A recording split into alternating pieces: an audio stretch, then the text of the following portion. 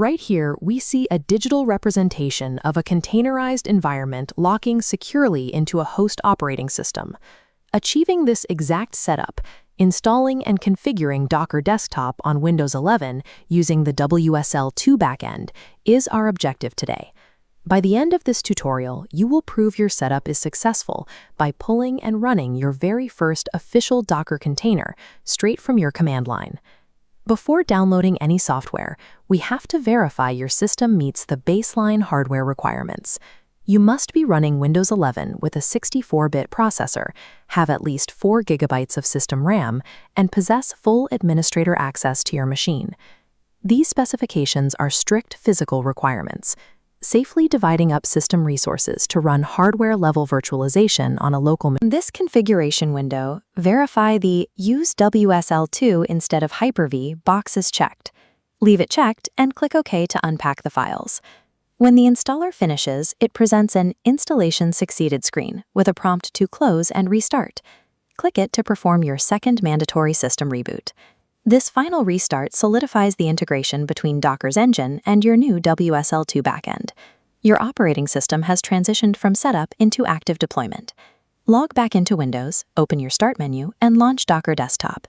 Accept the subscription agreement and select the Personal Use tier. Next, the application will prompt you to log in. If you do not have a Docker account, take a moment to create one for free through the provided link and sign in. Looking at this flow diagram, we see why this account connection matters.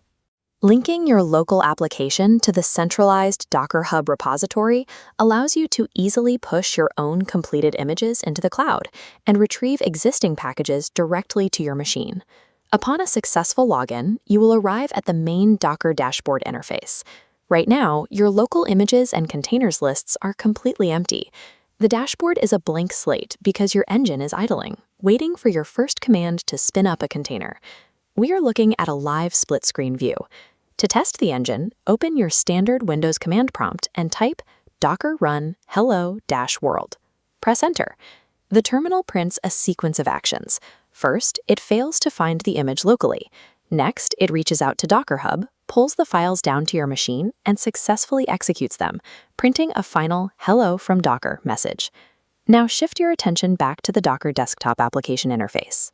Click over to the Images tab, and then check the Containers tab. You will see the new data populated in both tabs.